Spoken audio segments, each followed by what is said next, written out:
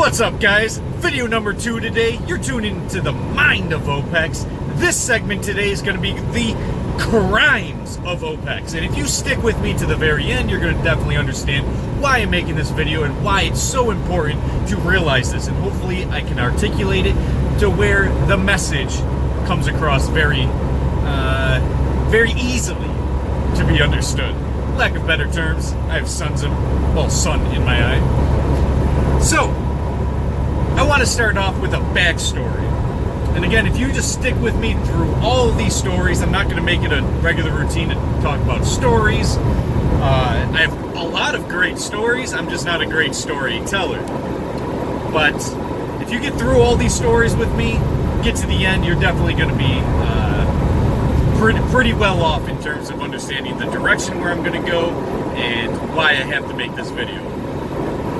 So, before I get into the stories, a little bit of a backstory or prehistory to me. Just to get you guys to understand where I came from. So, my mom was pregnant with me, had no idea who my dad is, was pregnant with me on drugs, didn't know that she was pregnant for months before she realized that, hey, whoa, look at my stomach, I'm a little pregnant. But she was doing a lot of drugs, cocaine, alcohol, whatever, right? Smoking cigarettes, you name it, right? She's doing drugs. I'm in a really bad spot in terms of my development in my health.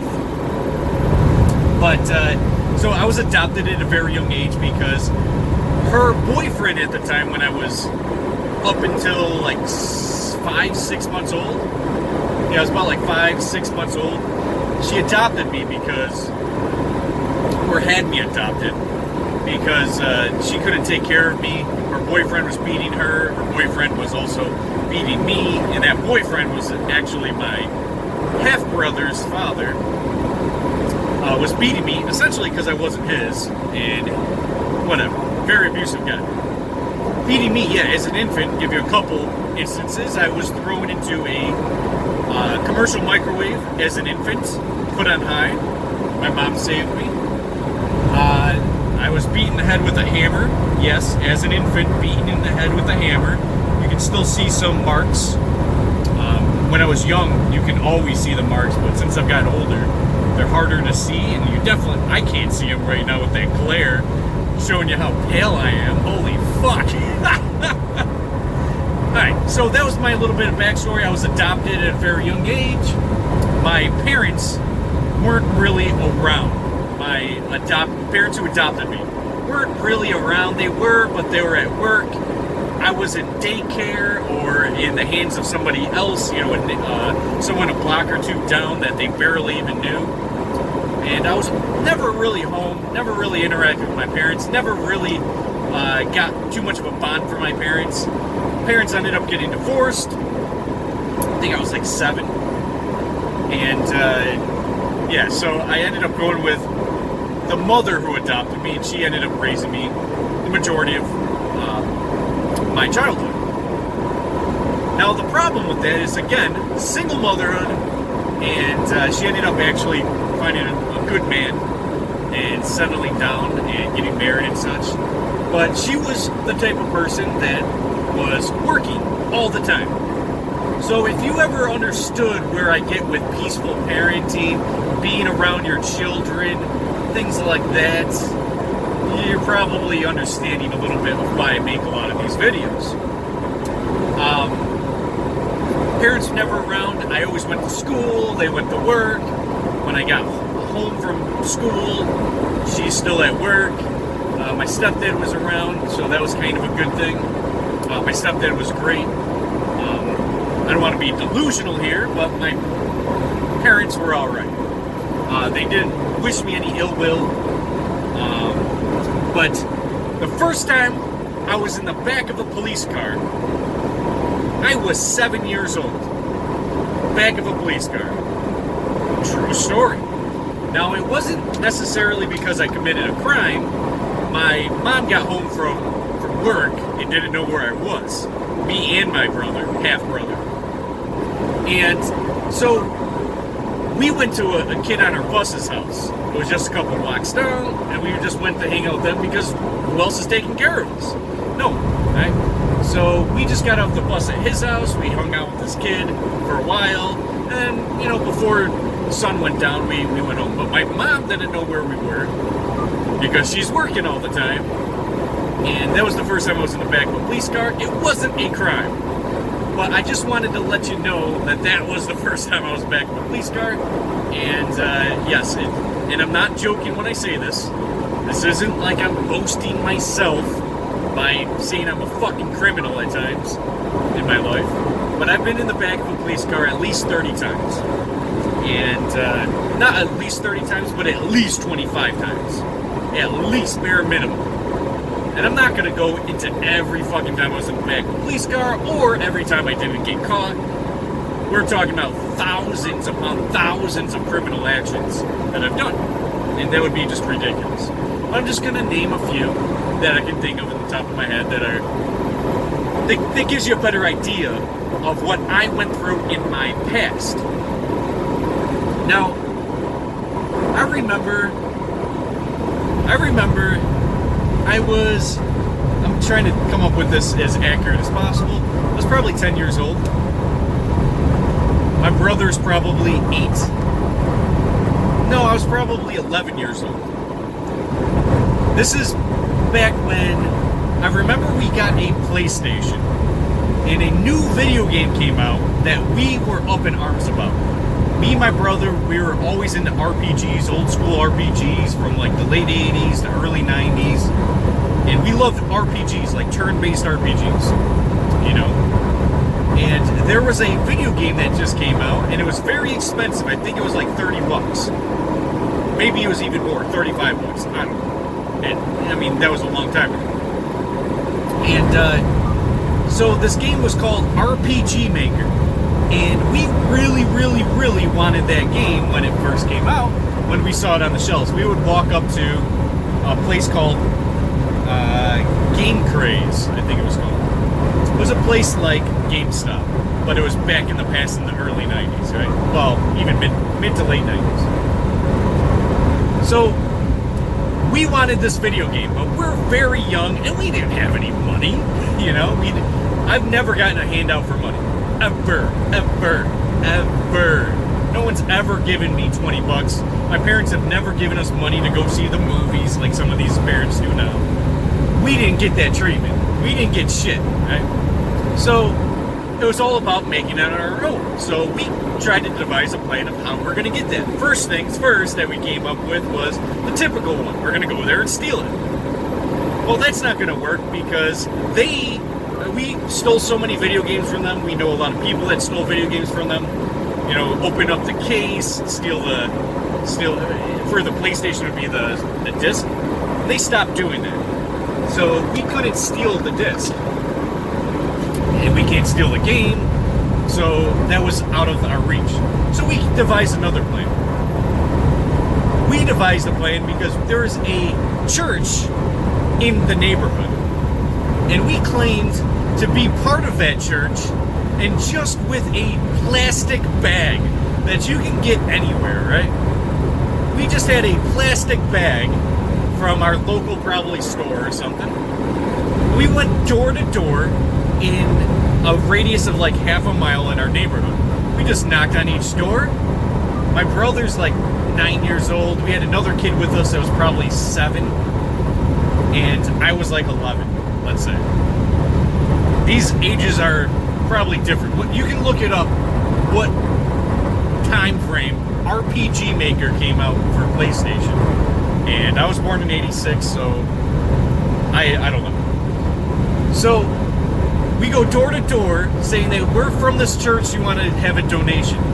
2 groups of people donated. Ones that were like, oh, you guys are adorable, you know, but you're scamming us, but I'm still going to give you money. It was, you know, just out of you guys coming here and having the balls to do this. Then the other group that had money thought we're actually from that church. And then there was the group of people that literally yelled at us and said that they were going to call the cops on us because we're just bullshit. and we don't have a letter from the church saying that we have nothing substantial, no evidence showing that we're really trying to give money to a church. And why would a church be like, hey, we're going to send these children out there door to door asking for money? That's not how the church operates.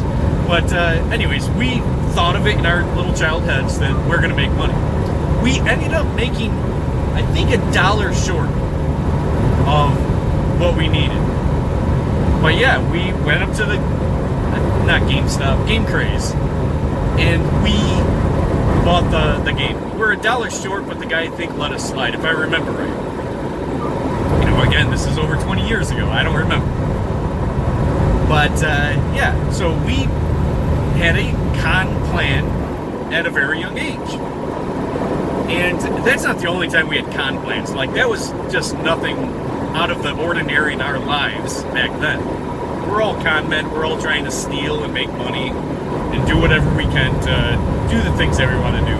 Everything from, you know, leaving the back door open at a movie theater and then so we can slide in and fucking watch a free movie, to everything, right? We did everything. You name it. Door to door saying that we're fucking, we've done it all, right? So those are more childish things, right? So there was this time, I know I'm skipping around. There was this time I was 16 years old, and I was fed up with my shit, with everything that was going on in my life. I was fed up with school, I was fed up with everything. I was fed up with my parents. My parents did kick me out of the house at the age of 16, so I'm homeless. I was doing a little bit of couch surfing, but for the most part, homeless, right? And I ended up stealing a car because I don't remember why. Maybe it was just something to do, something stupid to do. Maybe I thought I was going to make money off of it. Maybe I needed a car. Maybe I just wanted a place to sleep for the night. But anyways, I ended up stealing this car. And I remember calling my brother and being like, hey man, I've had enough. I have a car. I didn't tell him it was stolen at the time. I mean, I told him as soon as I picked him up. But my brother is 15 years old? No, either 14 or 15 years old. And I was 16, and I stole a car, and I called up my brother, and I'm like, yo, let's go. We're just going to drive, and I'll take care of you. Don't worry about it.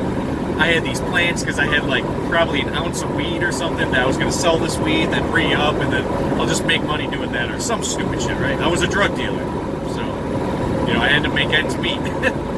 But, so, I essentially, my parents had custody of my brother, right? My brother's young, he's like 14, 15, I'm 16. I go, I pick him up, and then we start driving. And I drove a stolen car 2 states down into Ohio. I was living in New York at the time. So I'm in Ohio, me and my brother, and then we were like, okay, let's just stop, let's take a break, let's figure out what we're gonna do here. So we went up to a mall, which was our normal thing, to go to a mall and see if we can find some teenagers or someone who wants to buy weed just so we can get some clientele and get some money or whatever. That was kind of our thing, to go to the mall and just find some people, right? And figure it out from there. We sell some weed to this one kid and this kid named D. We sell some weed to him, we chat, we hang out.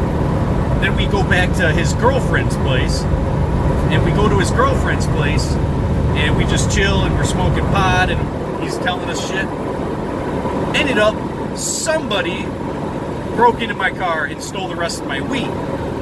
So I didn't have any more money. And this is all like, I think the first day I was in Ohio. Me and my brother, I had to take care of my brother. I'm driving a stolen car, and now I'm hanging out with these people.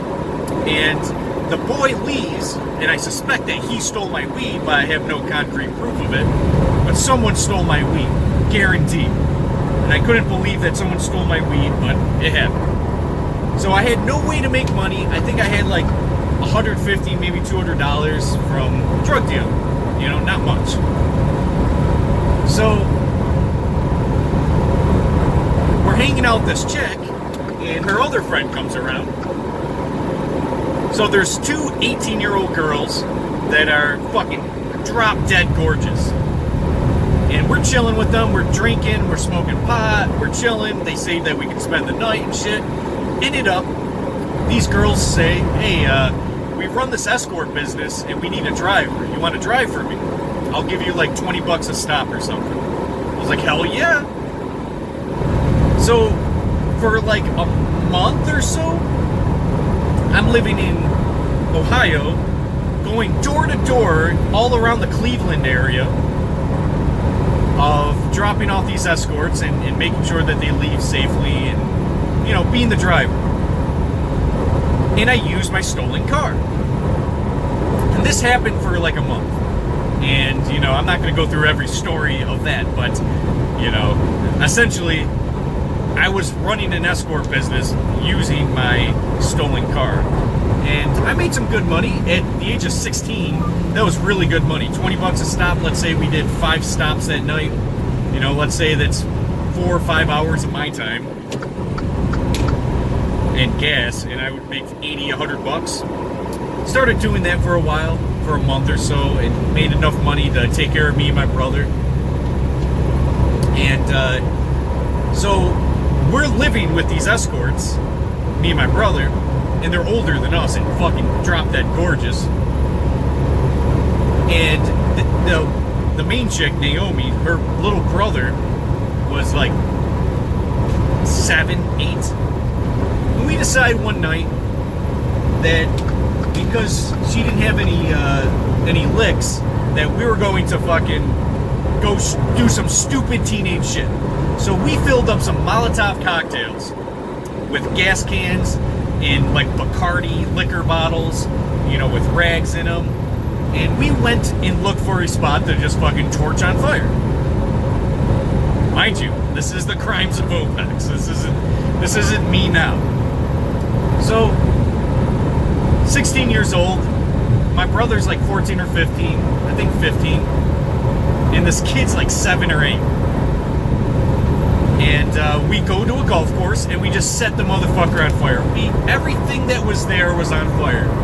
We had like, I don't remember how many. We set off like 10 or more Molotov cocktails full. And we just lit the whole golf course on fire. Like the whole shit. Everything that was there. Sheds. Everything. And mind you, it was like late November. No, it was actually, late November, early December time period. So it's starting to get cold out, and the golf course was closed. Now we're dumb, we're high and drunk and fucking setting shit on fire, and then we return the next day to do the same shit like idiots. Can you guess? We got caught. So me, my brother, and this kid went to go do it again. I pull in, and there was a cop waiting there. Cop comes out, and I tried to look like I'm just turning around, but they must have either caught us on camera or thought that they knew what we're up to. You know, because the night before, we set that motherfucker ablaze. So, in the back of my car, in the back of the seats, I had gas cans all lit up and all these empty bottles that were all ready to... bunch of rags, and we're all ready to do it again because it was so much fun the night before. Cop stops us. I think that was the first time the cop had a gun to my head that was cocked and totally ready to shoot, because they looked at my license plate, realized I have a stolen car, and so ended up they called back up, and you know, everyone's pointing guns at me, and I remember they're like, put the hands on the wheel, and because I'm Italian, or I was raised by Italians, I speak with my hands. So I went to talk to the cop with my hands, and he fucking, I just remember him shaking his hand saying, put the fucking hands on the wheel or I'll kill you, or some shit like that. And I remember at 16 years old, I was like, holy fuck, cops are really the bad guys. I'm not doing anything to him, you know? But anyways, point is, go to juvie. The Ohio Detention Center, or Cleveland Detention Center, or Euclid Detention Center, somewhere over in that area. And I remember telling everyone that story in juvie, and because I was the oldest kid, I actually turned 17 in juvie. And me and my brother were telling the story to everyone, like, Yeah, we robbed we stole a car. We went from New York to Ohio. We ran an escort business. We were getting money. And everyone looked at us like we were the fucking big dogs. And we're white, you know, but we're the older kids. But I just remember that story as, I mean, they picked up that little kid, the 7, 8-year-old. I remember the mom came when we were in the holding cell and just scooped him out of there. But I think I had to use nope, I didn't use my YO then. The time I used my youth offender, which is essentially a get out of jail free if you're under the age of 18. Now I'm back in New York. This is after juvie. And me, my brother, and a bunch of kids were chilling, smoking pot, getting drunk, trying to get laid. And so we're hanging out with these chicks. One of these chicks tells us that so-and-so that we didn't know, I think only she knew who it was, said that, oh yeah, these kids are out of town. And the whole parents are out of town. I think they went to Florida or something. And we're all like, oh yeah, where does he live? Or something like that. And we found out where this person lived. So we went there, we ditched her, we were like, fucking her, we got some money coming. So we broke into this house. We robbed them for everything. TV, jewelry, everything. Everything that we thought that we can pawn off or make any money off of at all, we took. Movies, everything. We took everything. We were there for like 2 hours stealing shit. And there was multiple of us. I think there was 3, 4. I think there's 5 guys. Don't quote me on there. Could be 4. And we robbed that place blind. Well, come to find out, that kid comes home. He talks to the girl. The girl goes, huh? I told these other guys. Anyways, we got ratted out. And I had to use my youthful offender on that one, which still had me doing community service. I think I only did a little bit of jail time. I remember turning 18 in jail.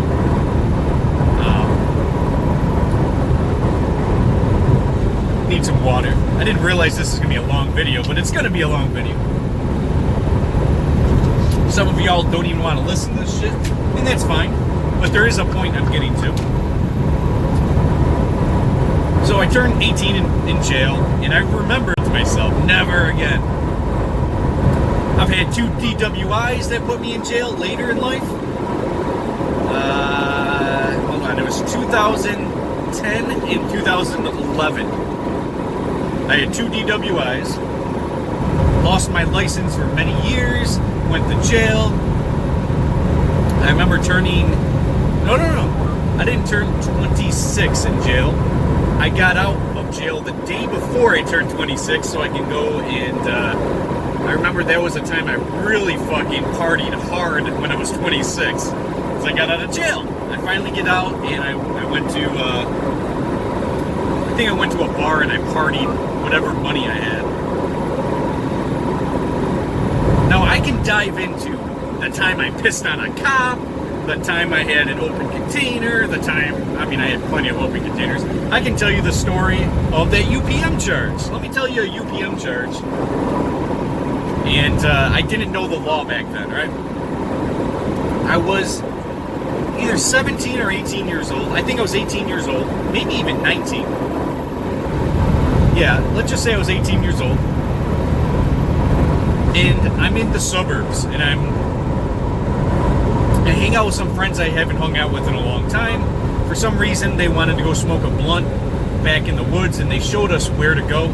I had the only car, so we drove to the spot, and they were like, oh, this is going to be cool, whatever. Drove to the spot, and remember I said earlier, I've been a drug dealer for 10 years? So I was dealing a lot of drugs. I had one of those, I don't remember if they're 50 packs or 30 packs. I mean, it's been a while since I had one of those Dutch Master boxes. Or it could have been a Philly box, one of those, like a box of cigars. And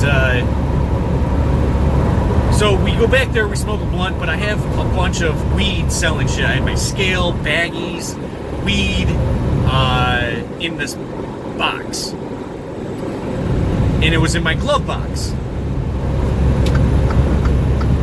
I came back from smoking the blunt, saying bye to everyone, and I come back to cops surrounded my vehicle with my doors open. And they searched my whole vehicle when I wasn't even there without giving them permission. Now, me, in my mind, I didn't realize I had to give them permission. I didn't realize that they did an illegal act, that they broke and entered my vehicle. I didn't realize that shit. I didn't know the law back then. So I go to court like a few months later, and I thought because, you know, I already used my YO, I have a criminal record passed, and I have all these, you know, misdemeanors and stuff, that this was the one that was going to set me over. I thought I was going to jail. So the cop, or I go to court, and the judge, I remember calling me up, and I was one of the first ones, which was great, calls me up, and the first thing he says was, okay, this is the charges here, this is the charges here, this is the charges here, this is what you're getting charged with here. The cops went there and found you, and then he stopped, and he read, and then he flipped the page, and he kept reading. There was silence in the court. Keeps reading, flips the page, keeps reading, and looks up at me and says, looks like we don't have jurisdiction over this case. You are free to leave. And I remember, and I'm not joking when I'm saying this, and I'm not trying to overdo this. The whole audience, when I turned around, started clapping and cheering. The whole audience. I'm not joking you. Everyone in the audience was like this, smiles on everyone's face. I remember this young black man, he was like my age, maybe 18 or something, wearing a full suit. You knew this motherfucker was getting tried for fucking murder or something. You know, he had some serious shit if you're going in there with a suit and tie, you know, to your court case. But he's in the very back, and I remember through the applause as I'm walking out, I felt like $1,000,000. And this one dude slapped me up, dude that in the suit and tie, with the biggest smile on his face, and he goes, "Congratulations, man! Wow, that's awesome!" All because, and I was up there, my palms were sweating, I thought I was going back to jail, and he just said, "You're free to go, I have no jurisdiction." And it didn't hit me until after, when I told somebody that story, that they said, yeah, they can't break into your vehicle. You could have sued them. So they wanted to get that right out of there and dismiss the charges immediately. But it wasn't until afterwards that I told that story, when people actually were like, oh, yeah, that's why. And I figured it out. But yeah, I'm not going to tell you the story I pissed on a cop. I'm not going to tell you a lot of the stories, because we're already 30 minutes into this. So the reason why I wanted to give you a criminal past, a little bit of a criminal past, you know, I've been to jail 6 times, been to juvie, my brother's in prison right now, you know, my sister's been in and out of jail, my sister's been in half houses and shit, you know, my family's a bunch of criminals. I pulled myself out. The last time I committed a crime was when I was 25. Committed a crime meaning I got caught for a crime. I mean, I've smoked pot after that or whatever, right? Did a little bit of cocaine. And you guys already know that I've had a drug past as well. Criminal drug past. It's not good. Now, let me explain something to you. How do you get out of this criminal lifestyle? You don't look in the past. You don't celebrate the past. These stories that I've given you is not even a tiny fraction of all the shit that I've done. You know, I've set suburban kids, you know, rich suburban kids up to go to the hood or to meet my friend who is a girl, so we can bop him on the head with a deuce bottle and steal all his money. That's the type of person I was. And I can tell you all of these stories over and over and over again of doing wrong to others, being a criminal, going to jail, being a drug addict, being homeless. You know, and the whole beginning portion of when I was saying that I was getting beaten as an infant, thrown in the microwave, a fucking commercial microwave. The reason why I told you that wasn't to be like, oh, feel bad for me, care for me. There's a reason why I don't tell you guys this shit. This is why. Because when you celebrate the past, or you look to the past as the reason why you are who you are now, is a problem. Don't look into the past. There's a reason why I just wanted to talk about the Crimes of Opex in one video without separating it and tell you story after story through my whole channel. I want this to be over and done with. I don't celebrate my past. I don't look at my past as a good thing or a lesson learning thing. I don't look at any of that. What I look at is essentially a little bit of story saying that this happened I have a lot of stories, as you can probably already tell. Tons and tons of stories I could have showed you or explained. To be old and wise, you must be young and dumb. I was young and dumb. What was the change? I stopped looking in the past and saying that's who I am. I stopped saying that life is a struggle. I stopped saying, once I stopped saying life is a struggle, life was no longer a struggle. Once I stopped saying life is hard, life stopped becoming hard. Once I stopped saying that I'm a criminal, I stopped becoming a criminal. You understand what's going on here? Once I stopped talking about my past as in a drug past, I stopped becoming a drug addict. Don't let your past define you. You aren't your past. I'm not going around putting a deuce bottle behind someone's head, busting someone's head open. That ain't me. I'm not selling drugs. That ain't me. Don't let your past define you. Search and see who you are. You are not a drug addict. You will never stop your addiction by calling yourself an addict. That's a scam. That's why they make money off of you. You can't look in the past and say that's who you are. Don't even say that's who you were. Delete it out of your mind. Because once you delete it, you can step forward, and the progress that you'll make is going to be substantial. Because when you don't delete the past, that past is going to continue to haunt you. I had to learn that the hard way. I thought I was just going to be a criminal the rest of my life. I thought I was going to die young. I thought I couldn't shake drugs. And trust me, when I had my first heart attack at the age of 23, it was devastating. I thought my life was over. I still tried to do drugs here and there. Kept ending up in the ER.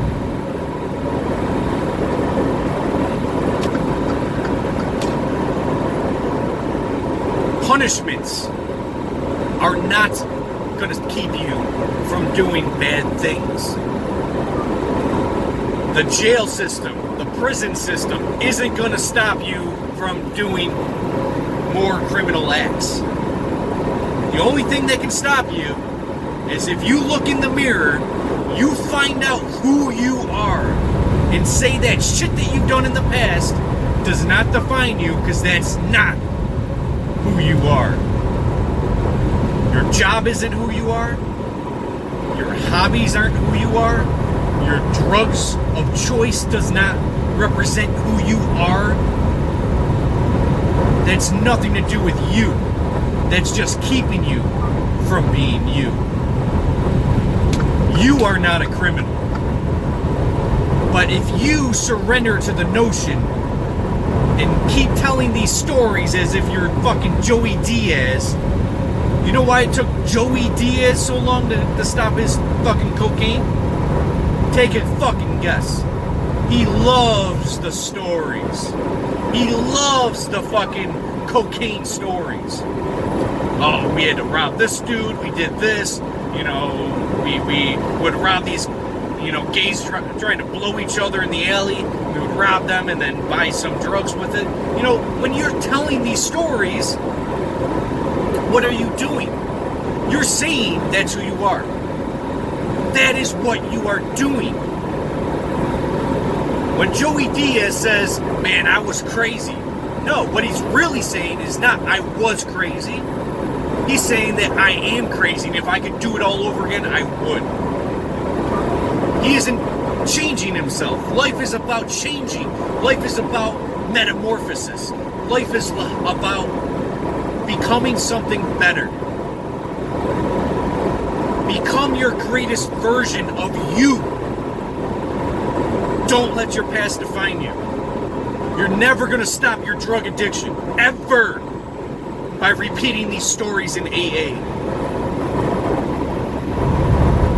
You're not going to stop your drug addiction by talking to a counselor. How you stop drug addiction or criminal activity or whatever is to stop telling those stories, because that goes into your brain and that becomes enveloped into your reality. I am not a criminal. I am not a drug addict. Did I do those things in the past? Yes, I did. But because I have chosen to never tell you any of these stories until now, there's a reason for it. It's because I am not that person. I don't say these stories to say, oh, look at what of a mischief I was. I was just one bad egg. No, I can give two shits about that, because that's embarrassing. Those stories are embarrassing, and they shouldn't ever be glorified as anything other. So understand what I'm trying to get here. Stop telling these stories about the past. Focus on what you can do now. What can you do now to not only fix the problems of the past, but can get you into the future as a better person? The richest you can ever be, the richest, is becoming more rich in your heart and soul and mind and physical. Whoop whoop.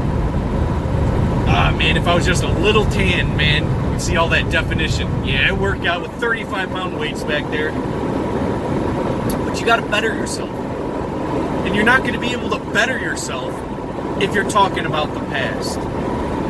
Because you're talking about the past, not only does it curse you, not only does it haunt you, it will defeat you. I know I'm being very arbitrary with that. That is designed so you can essentially install that idea into your life and evaluate. And then you can understand what I'm talking about and how life will change. People just want to see the same views, do the same drugs, have the same feelings, have this, be in the same walls of your work, do the same old, same old. Watch my last video. Gonna keep doing that shit? Keep grinding, doing the same thing? Tell yourself that, you know, this is okay? It's unnatural. There is no other creatures on this planet that lets their past define them. There's none. There's none.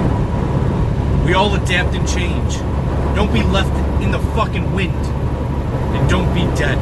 You know how many fucking friends I know that were friends and would keep talking about the past, keep doing their drugs, and now they're dead. You all know these people too. They're all dead. Keep talking about the past, you're gonna end up dead. But once you start seeing the joys of the future and the potentials, and find out who you are, the radical change and dominance to possess your own life is radical. You win once you defeat that past. Once you stop thinking about the past and stop thinking about the drugs and stop thinking about the criminal activities, you change the way that you think. Everything's going to change around you. That's my story. Stories. That's my lesson for today. I know it's video number 2. If you don't get to this one or you don't get to the other one, I don't care. I'm just going to keep plugging out these videos for you guys because I got to play catch up. Catch up? Doesn't that sound like mustard? See you guys.